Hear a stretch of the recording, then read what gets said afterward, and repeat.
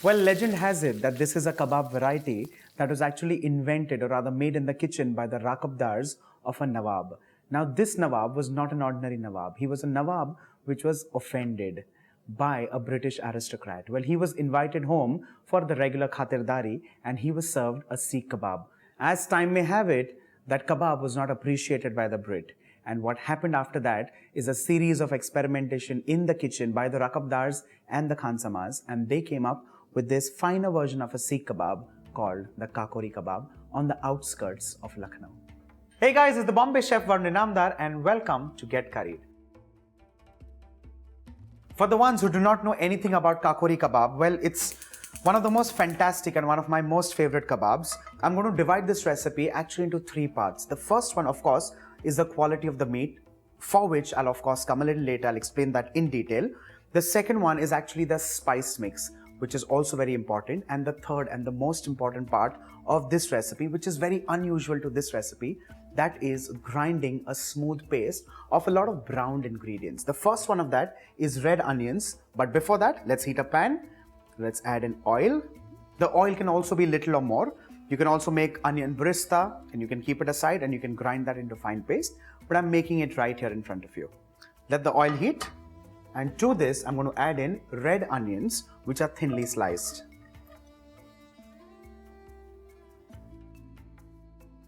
To this, I'm adding in a little bit of salt.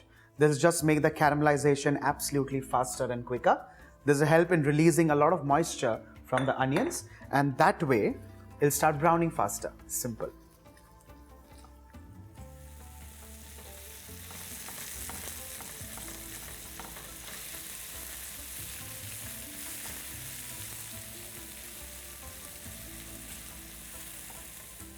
Once these start getting borderline golden brown in color, we'll start adding in the rest of the ingredients, beginning, of course, with cashew nuts. Along with this, poppy seeds or khaskhas. And finally, at this stage, I'm also adding in desiccated coconut, which is also kind of one of those rarest ingredients used in North Indian food. Let's mix all of this together.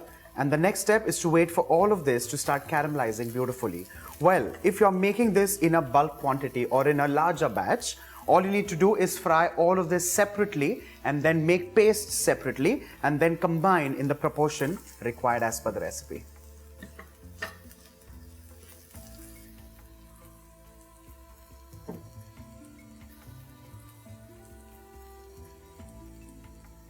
All of this has beautifully browned. With this, off goes the flame, and this gets transferred so that this starts cooling down to room temperature.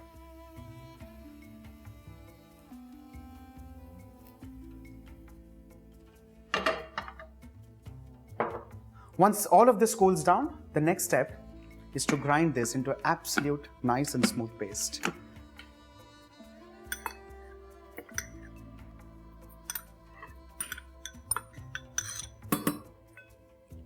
Let's start adding in some spices to this, and these are spices that are generally associated with very sweet aroma.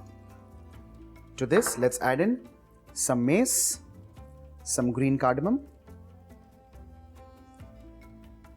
black cardamom, and along with this, cloves and peppercorn.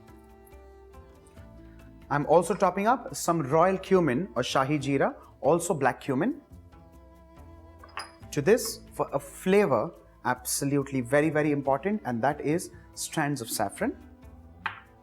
And finally to this, I'm adding in raw papaya, which is used as a tenderizer in this recipe, and this is with its skin on.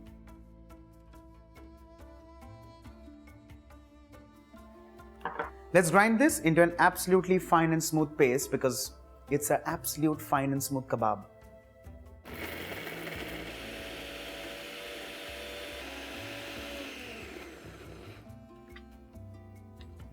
You need to keep scraping, keep pushing this to the bottom so that the blade makes this into a nice and smooth paste.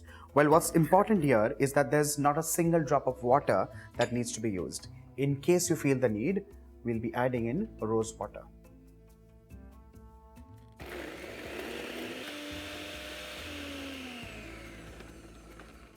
With this, our masala paste is absolutely smooth and ready.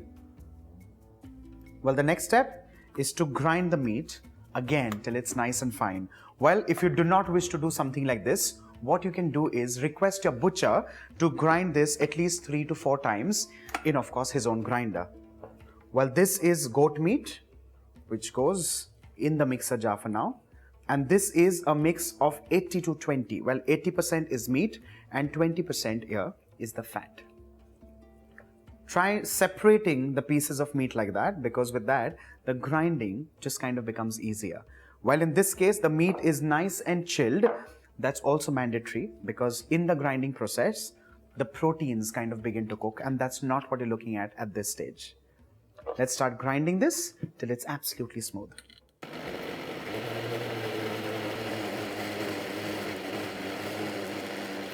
With this, our meat is absolutely ground and ready. And this is how it is supposed to look at this stage. It's sticky, it's slimy, it's also got a lot of fat, and that's exactly what you're looking at. For now, let's transfer this in a mixing bowl. And along with this, I'm also adding in the ground spice.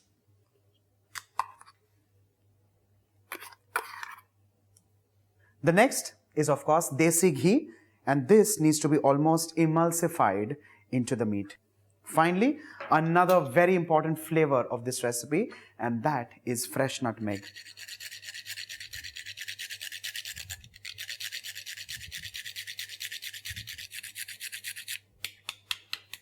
To this, lastly, salt as required, remembering the fact that salt has already been added in the recipe while frying the onions.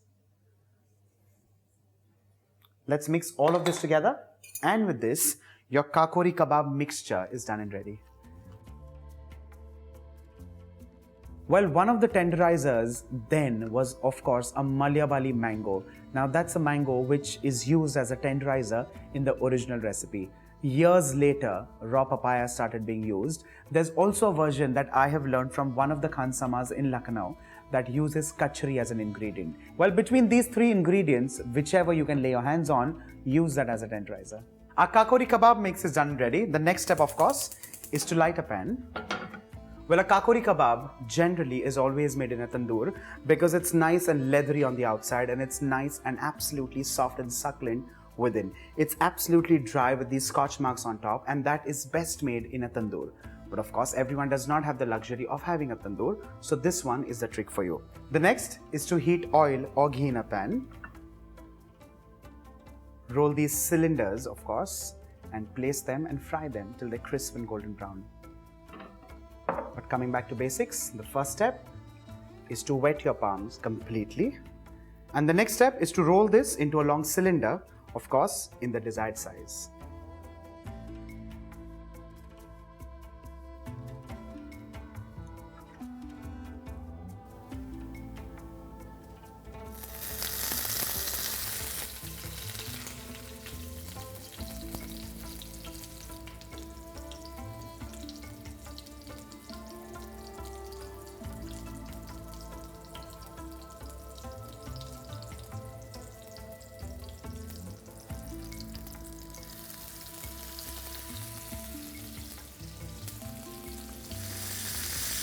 These are fried just perfectly and they're nice, beautiful and succulent within.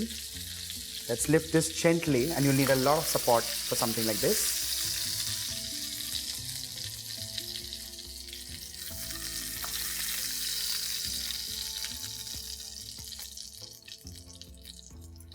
Let's move on to making some more.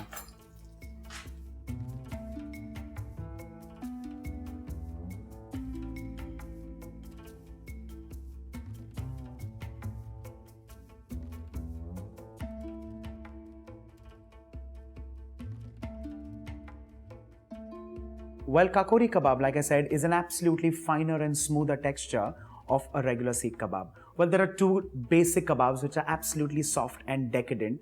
The first one is a Galoti Kebab, which was for the toothless Nawab. And here is the Kakori Kebab, which is for the offended Nawab. Absolutely fantastic, fine, smooth, pasty, and absolutely flavorful. With this, your absolutely juicy, succulent Kakori Kebab is done and ready. Well, this goes amazingly well, of course, with naan and roti, but best served with rumali roti. On that note, do not forget to like, share, and subscribe to get curried. And for more such stunning recipes, stay tuned.